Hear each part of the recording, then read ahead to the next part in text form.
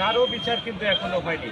এভাবে যদি সাংবাদিক মারা যেতে থাকে তাহলে এই পেশা থেকে অনেকেই সরে যাবে এবং যদি এই ধারাবাহিকতা যদি বজায় থাকে একটা সময় মানুষ ন্যায়ের সাথে কথা বলবে না।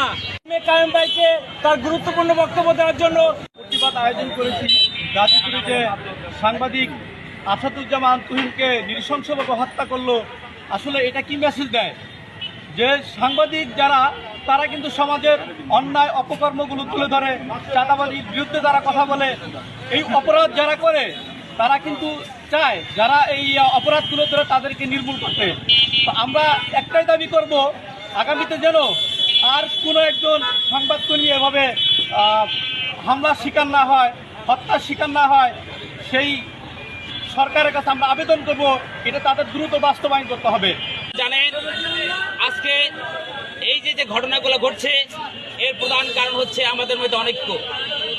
আমরা এই অনৈক্য থেকে আমাদের মধ্যে মতভেদ দূর করে যতদিন পর্যন্ত আমরা একত্রিত হতে না পারবো ততদিন পর্যন্ত আমরা প্রত্যেকেই একজন একজন করে এই সন্ত্রাসীদের হত্যার বা হুমকির বা আঘাতের সম্মুখীন হতে হবে।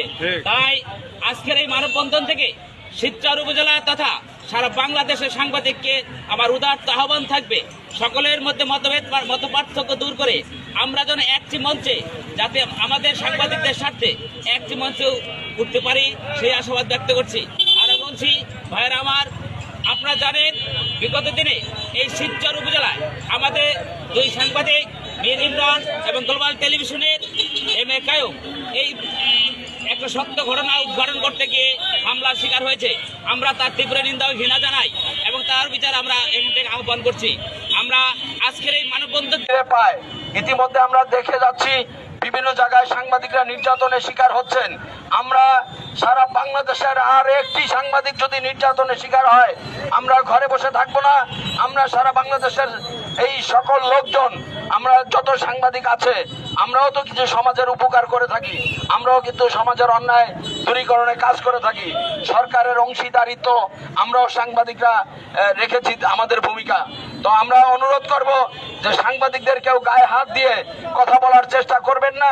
আমরা যদি ফাঁসি ফাঁসি ফাঁসি চাই, ফাঁসি ফাঁসি ফাঁসি চাই, ফাঁসি ফাঁসি ফাঁসি চাই, আমার ভাই কবরে।